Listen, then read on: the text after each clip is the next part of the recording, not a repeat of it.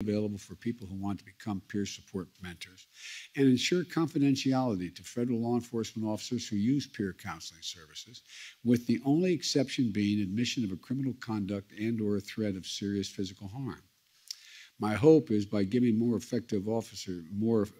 officers access to confidentiality and high-quality mental health resources, we're going to reduce the stigma around seeking help and lead to better policing and prevent suicides. Put simply, we'll get more officers the help they need so they can better help their communities they serve. The next bill I'll be signing is the Protect America's First Responders Act. I want to thank Senator Gillibrand, and thank her very much, and Bill, I want to thank you, Pasquale and Brian Fitzpatrick, Joe Courtney. They're all near neighbors where I used to represent, for their leadership in supporting those who are disabled or killed in the service of their community. You know, when our nation's firefighters, disaster relief workers, EMT, law enforcement officers, and other first responders respond to that radio alert, they run toward the danger while others are running away. They know there's a risk of them getting injured or worse. And when they go to work each day, their families wait for that phone call. They're going to get that phone call that something's happened.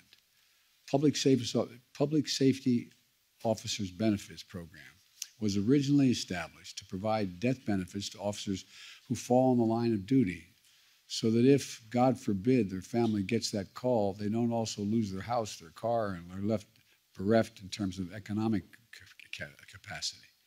It has since been expanded to provide disabilities and education benefits, and increases the number of first responders who are eligible, including children born after the fact.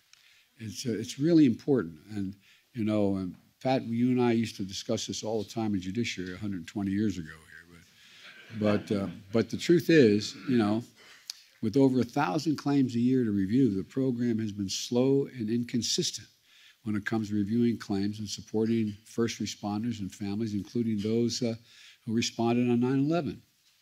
The law has to change, and you're doing that. You're changing the law to do that.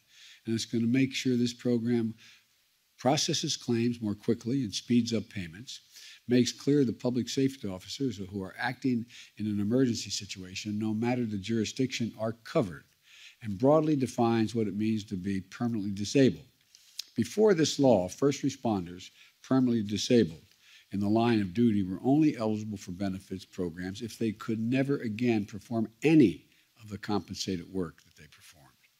Now, what you guys and women have changed is you allowed the disabled first responders who can't do the work they have been trained for, but still can perform tasks and take on work that's therapeutic for them, to do these jobs without losing the benefits, at the same time getting both the pay and the benefit if it's in a different area.